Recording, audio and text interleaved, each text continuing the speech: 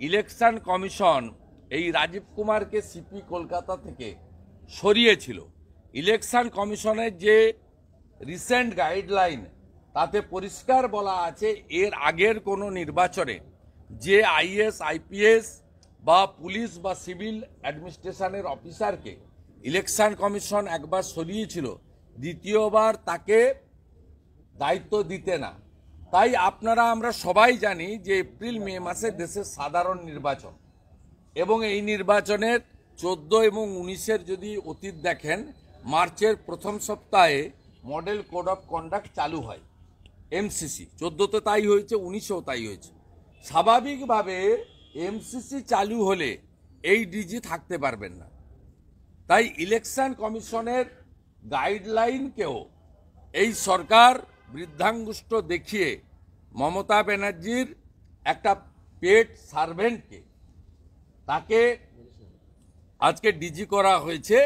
এর মধ্য দিয়ে প্রমাণিত এই রাজ্যে চোর এবং চোরেদের বাঁচানো যারা ব্যক্তি তারা সুরক্ষিত, তাদের সুরক্ষা দানকারীর নাম হচ্ছে চোর মমতা। ও নকল করছে আমাদেরকে নকল করছে, তো ওসব কোনো লাভ হবে না। হীরক রাজা কি মানুষের হৃদয় সম্রাট সেটা প্রমাণ হয়ে গেছে ছত্তিশগড়, মধ্যপ্রদেশ, রাজস্থানে। অপেক্ষা করুন, মে মাসে যেদিন ভোট গণনা হবে সেদিন দেখবেন অতীতের সব রেকর্ড ভেঙে, 14-19-এর রেকর্ড ভেঙে মোদিজির নেতৃত্বে বিজেপি সর্বোচ্চ আসন নিয়ে পুনর্বার তৃতীয়বারের জন্য প্রধানমন্ত্রী হবে।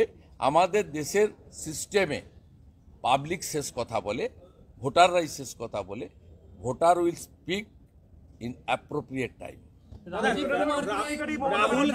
রাহুল গান্ধী এবার ভারত ন্যায় যাত্রা শুরু করছেন প্রায় 2 মাস।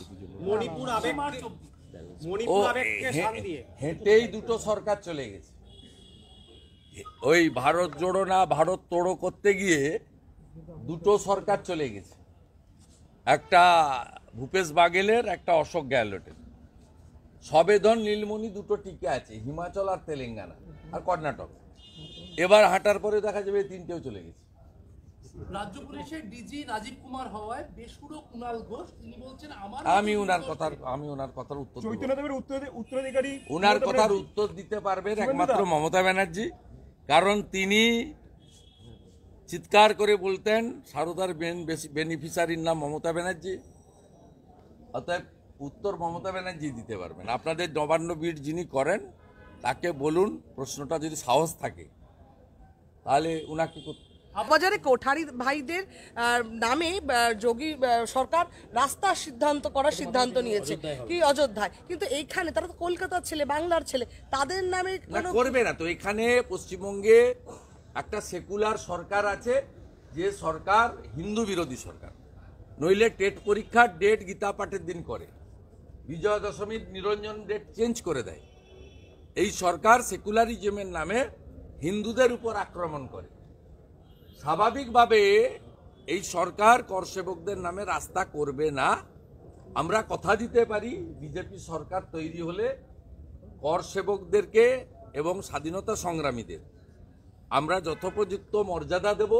এবং পশ্চিমবঙ্গের যেখানে যেখানে মোগল আর ইংরেজদের নাম এখনো আছে, কর্নেল গোলা, হেস্টিংস, সব নাম নিশান একদম এমনভাবে পুছে দেওয়া হবে যাতে আর কেউ বাবার হলো আবার জ্বর সারলো ঔষধে কোনোদিন না বলতে পারে।